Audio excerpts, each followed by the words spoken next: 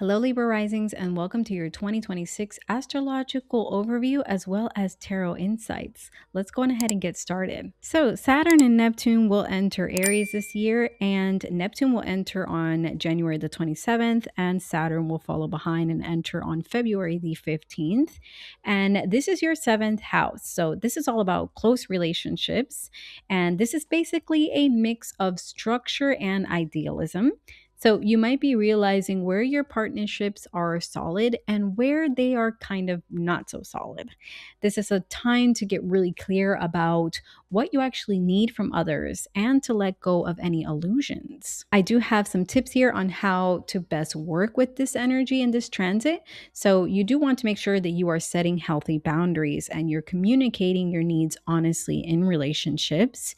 You want to be realistic about what you and others can give in relationships, and don't ignore any red flags. And I say that because Neptune energy is tend to be a bit foggy, and I always want to make sure that people are seeing things as they are and not through rose colored glasses. So trust your intuition and be willing to redefine connections if needed. Now, we do have some tarot spiritual insights. I pulled these cards separately and have the images here. So this is what I physically pulled. And here we have the Emperor, the Nine of Cups reversed, Knight of Cups, and the Ace of Cups reversed. So we're tying this into the transit of the seventh house with Saturn and Neptune in Aries. So the Emperor is showing that structure and boundaries are going to be key during this transit.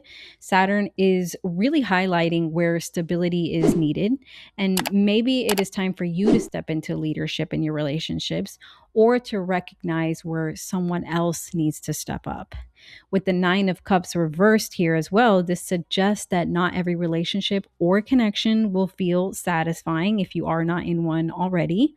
Even if it looks good on the surface, some partnerships might be showing their cracks, or maybe you're realizing that a connection isn't fulfilling your emotional needs. With the Knight of Cups here, this brings in some emotional action. So, this is about expressing your feelings, taking romantic or heartfelt initiatives, or someone taking a romantic or heartfelt initiative towards you. And just make sure that you're being honest about what you want in the relationship. But with the Ace of Cups reversed right next to it, Spirit is saying to take a pause before diving into anything head first. Watch out with the Neptune energy there with the rose colored glasses, especially if you just left another relationship or you have left one. Some things really need time to settle and heal before they can fully open up again. And that could be you opening up again to another potential relationship. So the overall guidance here is to set healthy boundaries, communicate clearly, and take stock of which partnerships are really nourishing and which ones might need some redefining. This transit isn't about cutting people off for no reason. It's more about creating relationships that are actually going to support your growth, your happiness, and overall your emotional well being. And just remember that if something feels off, don't ignore that intuition, especially with Neptune there. We will also have eclipse season, which I will not go so deep into because I'm going to be making separate videos of the eclipse season. So this is just a quick overview, but there will be eclipses lighting up your Aquarius and Virgo houses. So that is your Virgo 12th and your Aquarius 5th, which ties into your creative life and your inner world. So those are getting a little bit of a shakeup, and you might feel called to revisit old passions or old hobbies, old romances, or even heal some old emotional things with the 12th house. And my tip here on how to work with this eclipses is to explore those fifth house topics, creative or rekindling old hobbies. And with the 12th house, make sure that you're taking time for rest, reflection, and any spiritual practices that you are drawn to that help support you and emotional healing. So our spiritual insights for this eclipse season, we have the Eight of Pentacles reverse, the Sun, and the Star. So the Eight of Pentacles reverse is kind of saying maybe you've been pushing too hard, trying to perfect a project or forcing yourself to be productive in some type of way that is not feeling natural anymore. So this eclipse is like a little nudge from the spirit realm that it's okay to loosen your grip. You don't have to make everything perfect. And right next to that, we have the sun, which is a very beautiful card to get right now. It is a reminder that joy and clarity and fulfillment are still very much available to you, especially with that fifth house. Even if things are feeling messy or uncertain, there is light here. So it's a great time to ask yourself what really brings you joy. What are the hobbies or the creative outlets that make you feel alive? Pay attention because that is where your energy wants to go. Right after that, we have the star that shows the bigger picture. This is about healing and hope. Spirit is really asking you to trust that even if old patterns are falling away, new inspiration and new guidance are coming in. So this is a type of reset that aligns you with your creative potential and your inner truth. So the overall spiritual guidance here is to let go of what is not working and focus on the things that light you up. Trust yourself to heal and to shine. The universe is already inviting you to reconnect to what makes you feel good and authentic, even if the path to get there isn't perfect just yet. So I would suggest to try picking up a hobby you used to love or to explore something completely new. Also, just make space for rest and reflection with that 12th house and spiritual practices. These are really going to help with emotional healing and resetting your energy. On April the 27th, Uranus will move into Gemini, and this is going to be your ninth house. So really get ready for some unexpected shifts around your beliefs, higher learning, or even possibly traveling abroad. Your worldview could expand pretty quickly or suddenly, and you might find yourself seeing things in a completely new light. And this is a 7-year transit, so this isn't something that just happens this year and is one and done. If any travel plans or learning paths change, just allow that to happen. Be flexible because that is where growth is going to be. Our spiritual insights for this transit, we have the 8 of Wands, the 9 of Cups, and the 4 of Cups reversed. So with the 8 of Wands, this is telling me that things could move quickly. You might get unexpected news or unexpected opportunities, or even just a shift in perspective that changes the way that you think about your future. Uranus is all about surprises, so stay flexible. The path might, zigzag a little bit, but it is leading you forward. Then we have the 9 of Cups, which is really beautiful here. It is about emotional fulfillment and about satisfaction. So Spirit is really reminding you that some of these shifts can bring joy and a deeper, more personal satisfaction, especially if you lean into those experiences that truly align with what you value. And with the 4 of Cups reversed here, that's saying don't allow yourself to close yourself off to anything that's new.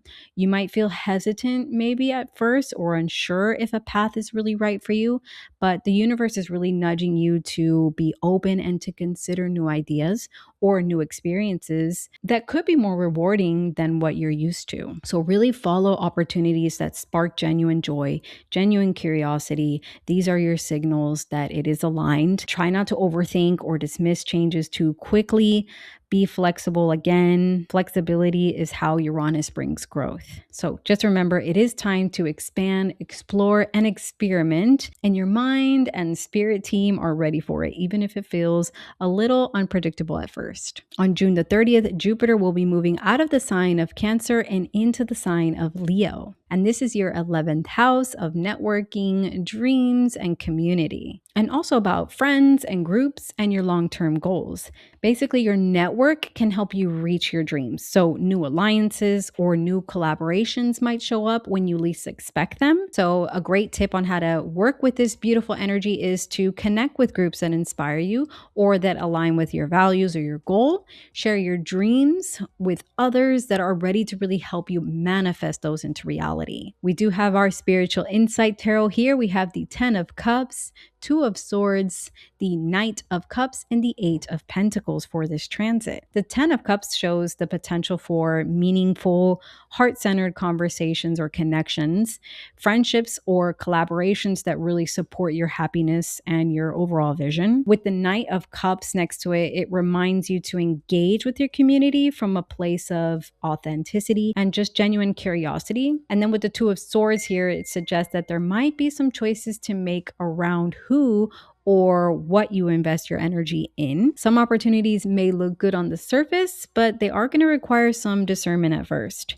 And then with the Eight of Pentacles, this is going to remind you that growth does take some effort and work, and meaningful relationships and those long-term goals are going to require consistent attention and dedication. So this is a transit that's really encouraging both expansion, but at the same time, some discernment. So enjoy that growth, but make sure it's aligned with what truly matters to you. Connect with groups and people who actually inspire you. Share your dreams, because people are ready to support you if you just speak those things aloud. This is the time where friendships and community can really lift you forward. We will have Venus retrograde first in Scorpio and then retrograde into Libra, and this will begin on October the 3rd. So this is your Scorpio second house into your Libra first house. So this could be a time to take a close look at money, personal value, and what you see in yourself. So any old habits around finances or around self-esteem may come up for review during this time. So it is a good time to really reassess your budget or your spending habits, and also a good time to reflect on your self-image with that first house. And with this retrograde energy, try to hold off on any big purchases or major makeovers until Venus goes direct. So maybe not the best time to get a haircut or a piercing or anything like that. This is more about review and reflection rather than moving forward. And our spiritual insights that we have here is the Tower reversed, Two of Swords, and the Queen of Pentacles. So the Tower reversed here suggests that some old patterns around money or self-worth might be making some shifts. So nothing has to crash completely here. That's not what I'm saying. But it's like the universe is asking you to notice what no longer serves you before you build something more solid. And with the Two of Swords here, it shows that you might feel stuck or unsure about decisions around finances, or possibly how you present yourself with first house energy. It's okay not to have all the answers right away. This card is just pointing out that reflection is going to be part of the process here. And then with the Queen of Pentacles, she's beautiful here because this is about